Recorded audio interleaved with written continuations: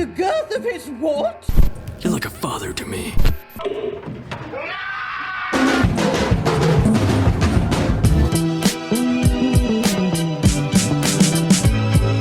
Hey! And go. What's up, everyone? Adam from FWCI. This is Brewstew Childhood Injuries Part 2. We've already watched Part 1. If you haven't seen my reaction to that, make sure you go back and check it out. And if you do want to support my channel a bit further, go to patreon.com/FWCI. And if you want to support the man himself, go to patreon.com/Brewstew and have a look at his tiers, because there's a tier where you can be in the video, which I have done in the past. And then we suspected him of sticking things up his bumhole. Now, the thumbnail of this looks like we're doing a bit of backyard wrestling, which is a world that I'm very familiar with. I mean, I was the perfect age for the whole boom of backyard wrestling in the early 2000s. Started doing it when I was 16, and I stopped doing it when I was like 19 or 20. It was a pretty good experience, and I learned some actual pro wrestling skills. It was a very amateur operation, but in terms of injuries, there's two that come to mind.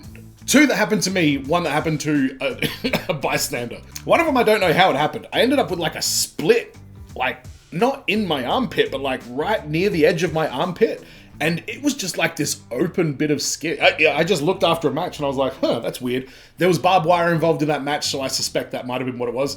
But it didn't hurt at all. You could see layers of skin and then something red and wet in the middle. That's all I know, and it was a chasm, it was a gap. Not really an injury, because it didn't hurt or impede or heal bad or anything like that, but it was just very gruesome. And another time, I don't know if you can see it, when I kind of push my skin like this, you can kind of see the reminiscences of a scar right down there. That came from being hit over the back of the shoulders and probably a bit too high, maybe around the neck area as well, with a fluorescent light tube. And somehow the cut ended up there, even though the hit was to like, I think it was the back of my head actually. Absolutely reckless. Do not do that shit. Fluorescent light tubes are bad. I don't think we even used like dead ones. I think we were just using new ones from the store, which are full of fucking toxins and shit, so it was pretty fucking reckless. And speaking of light tubes, there was a guy who got hit with a light tube across the back and about this much of it flicked off, and there was a dude standing. Luckily, he was a wrestler as well, and it wasn't just some random person who came to watch the show. But this thing flicked all the way through his arm and made such a deep gash in his arm that he needed to have like microsurgery or something to like patch it back up. So that's the dumbassery that we got into. So I'm sure Brewstew's is going to be a bit less feral, but we'll find out. This is Brewstew Childhood Injuries Part 2. All right, childhood injuries, part 2. Now, if you haven't seen my first episode on this subject, well, long story short, I've screwed myself up many a time as a stupid little kid in the 90s. Yep. So today, I'd like to talk about 3 more childhood injuries that I sustained because what the hell, I was a big stupid idiot back then. All right, here we go. Same. Number 1. Now, this first story took place back when we would wrestle in the front yards as kids. Surprise, surprise. And on this particular day, I'm wrestling my friend Michael. Now, Michael was not my favorite person to wrestle because he was a dirty-ass fighter. He was notorious for, like, kicking people in the balls when they weren't looking. If you had him in, like, a chokehold of some sort, he'd, like, lick your fucking forearm and shit. Yeah. Sick, Michael, what the hell? Well, on this particular day, instead of having, like, our normal run-of-the-mill wrestling match, my friend David decides to drag a fucking 10-foot ladder out of his garage, and we're gonna have ourselves a little ladder match in his front yard. Yeah, what the hell did you guys do for fun as kids? Play Duck, Duck, Goose like a bunch of pussies? Yeah, well, we had fucking ladder matches in the front yard on a Tuesday at 4:30 in the afternoon. No big deal, it's fine. It was normal back then. Now, the whole point of a ladder match is for you to beat the hell out of your... It's fine. It was normal back then. Now, the whole... Don't do this shit at home. I don't need a lawsuit. Yeah, fair enough. I felt that way talking about those light tubes. I was like, for the love of fucking God, don't do this shit. Point of a ladder match is for you to beat the hell out of your friend to such a degree that you're able to scale a ladder and grab a styrofoam championship belt that you got at Kmart. If you did that, you were the champion of the front yard, you won. So me and Michael are out there wrestling, and by wrestling, I mean we're having a fucking fist fight on a ladder. I end up kicking Michael in the teeth, he falls to to the ground and explodes on impact. And lo and behold, I'm at the top of the ladder, hoisting that Kmart Specialty Championship belt above my head. And that's it. The match is over. I won. Or so I thought, that is. Because that's when Michael's salty ass decides to do a haphazard missile dropkick. No. And next thing you know, I'm plummeting off the tippity top of the ladder. Now, out of all the things you would not want to land on when you're falling off a ladder, I'd say the top of a fucking picket fence is pretty high up on the list. I fall crotch first on all the pointy parts of this picket fence. What? And I don't want to say that the fence went up my asshole, but you know, the fence kind of went up my asshole. In fact, it kind of totally wrecked my whole nether region down there. There's fucking blood everywhere. I'm not gonna get into graphic detail, but it was fucked up, all right? Oh! Oh! How the fuck did he go this long not telling this story? My God. By the way, wrestling fans, in his after WWF, WWE career, X-Pac did the Bronco Buster to somebody, don't know how, tore his asshole open, has never done the move since. I assume. I fucking wouldn't. Now, was Michael remorseful that he almost murdered me with a picket fence? Well, probably not, considering he just walks over, fucking farts on me, and then he just goes home. That was it. All right, I'm done here. Fuck you guys and your stupid ladder matches. I'm going home to watch Animaniacs. But hey, at least I got that sweet, sweet styrofoam Kmart Championship belt. That was completely worth it, right? Whew. No, probably not. Oh, well, what the hell. Number 2. That is fucked up, man. That is really, really bad. A crotch on a fence, even if it's not a pointy fence, it's still bad. Off the top of a ladder? Even Jeff Hardy is watching this going, ooh. All right, now this next story takes place back in my baseball days, and I'm over there standing on second base, looking at my coach over at third, who's standing there doing the fucking Macarena, which was our team's signal to steal third base. So I start running my little ass off like... Oh, God. The animation of the Macarena was absolutely fucking beautiful. Let's go again. Standing there doing the fucking ass off like I just robbed a fucking Pet Supplies Plus. But what I didn't realize at the time was the other team's catcher was massive as hell. I don't know what year was on this kid's birth certificate or how many of his own kids were in the stands that day. Hell, I don't know. So he was born in 1967 at a big-ass hospital by Dr. Rick and J.K. Simmons? What are you doing in there? What year was on this kid's birth certificate, or how many of his own kids were in the stands that day watching him play? But this big motherfucker threw that ball down to third base, I slide head first, and that ball hits me square right in the fucking eyeball. Within 30 seconds, my eyeball swells shut like I just lost a split decision with Apollo Creed and shit. My coach is standing there like, right, way to use your head there. You're okay, right? Rub some dirt in it, you pussy. We got a game to win. Now, you'd think that after getting pelted in the eyeball with a baseball, I'd be done for the game, right? Well, you gotta remember this was like 20 years ago when nobody gave a shit about little kids. So my little ass stayed in the game. The next inning, I go into bat, and my depth perception is completely fucked at this point. The pitcher goes to throw the ball, and I don't even see the fucking pitch. Well, next thing you know, I get drilled right in the fucking neck. And I collapse on the ground like I just got shot by a rifle. Now, if you've never been decapitated by a fastball before as a kid, well, here's what happens next. First, there's a collective Jesus Christ from everybody in the stands. Jesus Christ! Then your coach yells down something along the lines of, hey, all right, that's as good as a base hit. Walk it off now, you're all right. Rub some dirt in it, you pussy. We got a baseball game to win. And then everybody on the planet takes a knee as they watch you hobble your broken ass down to first base. But hey, at least we won the baseball game, right? No, we didn't win the baseball game. In fact, we might have gotten mercy that game and it was completely fucking pointless. Oh, well, what the fuck? Number 3. I don't believe that that's what the score was. I think that's just for comedic effect, because that would be way too crushing of a detail for that. Oh my God, that was rough, man.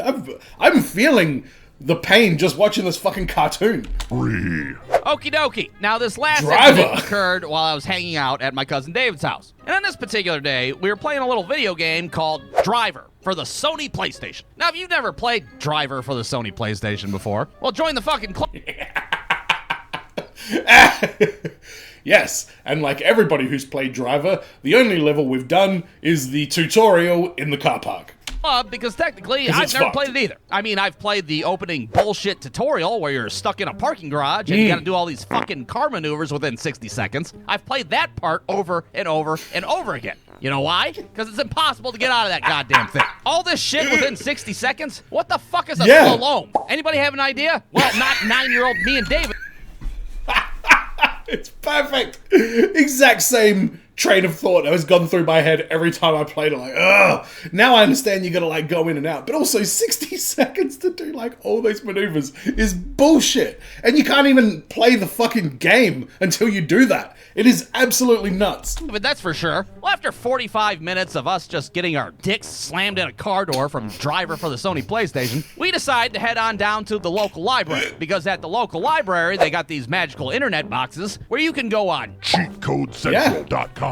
and you can find cheat codes for all sorts of video games. And maybe, just maybe, we'll be able to find a cheat code to get out of that godforsaken fucking parking garage and driver for the Sony PlayStation. So we headed to David's garage, get out of that godforsaken... Hang on, what the hell we got here? Drive as OJ's white Bronco. I don't remember that cheat. We headed to David's garage to get some bikes, and David had 2 bikes at this time in his life. One was his sweet-ass orange mongoose, and the other was a broken-ass bike that had no pedals on it. Now, you might be sitting there watching this like, a bike with no pedals? How the hell do you ride a bike with no pedals on it? Oh, well, it's easy. All you gotta do is tie it up to the ass end of David's bike with a jump rope, and then you can have David Napoleon You have a mongoose. Get some pegs on that bitch. What the fuck is this nonsense?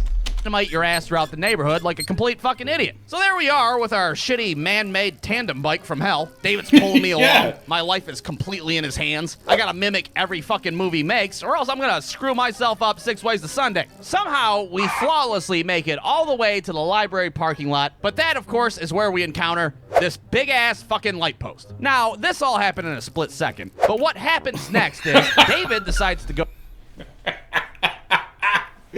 Oh, yeah, I know exactly where this is going. Alright, so what? What are we thinking? Smashed skulls together? Smashed faces? Knee to face? Elbow to face? Bike to face? Who's getting fucked up on this? Go right of the light post. I decide to go left of the light post, and the jump rope stays right in the fucking middle. Well, since I'm about 50 pounds lighter than David's ass, I fling myself over the handlebars, I soar through the air like a goddamn Ninja Turtle, and then I scutter throughout the library parking lot like a fucking poorly animated cartoon character. Meanwhile, David is completely oblivious, fucking dragging a 10-speed behind him and shit. He finally stops and looks back, and he sees me in a bloody heap on the tarmac, and he doesn't even know what the hell happened. What the? Did you get assassinated? Did somebody shoot you with a rifle? What the fuck happened? And the only thing I can manage to mutter out is fucking light post, David, god damn it. But hey, at least we got that cheat code to get out of the parking garage for a driver for the Sony PlayStation, right? Is there one? Oh, that's right. There is no fucking cheat code to get out of the parking garage for a driver for the Sony PlayStation. I was about to hit the fucking roof if there was a cheat code for that, because I don't remember looking for it, but I'm sure I would have at least had a crack. Doesn't that just suck ass? Oh, well, what the fuck? Who cares? So there you have it. Those are 3 more childhood injuries that I suffered as a kid. If you'd like to hear more of these stories about me getting hurt, well, let me know down in the comments. Or Yes. don't. I'm not Yes, your dad. please. I can't tell you what to do. Why not? I've fucked myself up many times, as have I. The end. Brewstew.com. Hey, skinny boy. Alright, so let's recap these. The one where he falls off the fence, and falls on the fence, I should say. That goes well beyond a backyard wrestling injury. That is some next level shit right there. That's a fucking life-changing experience. Stole a base and got walked the hard way. That was rough. That was really rough. Like, a bad black eye is... I mean, first of all, you're probably concussed to a degree. If you've got a black eye, you basically probably have a concussion as well. And then just to cop one in the neck as well. Oh my god, that is so bad. I played a lot of sports. I never got that badly messed. I mean, in my very, very late teens, I tore the ligaments in my ankle playing basketball. But I do remember at school one day playing soccer. I was the goalkeeper, and this dude who was like a bit of a bully, but like was actually kind of like enjoyed comedy and stuff as well. So we had like a weird kind of relationship. The ball came in from a corner. I was the goalkeeper, and he caught it on the volley. He would have been like 2.5 meters away from me, and vomited it directly into my face, and it just ricocheted off out of nowhere. And I was shocked because, like, it hurt. Like, I didn't break my nose or anything, but he gave it all of his power and launched it directly square into my face. And he felt really bad about it. He's like, oh man, I'm so sorry, which was the first time I'd ever seen, like, actual sympathy from that person. I was like, nah, man, you're fine. It's all good.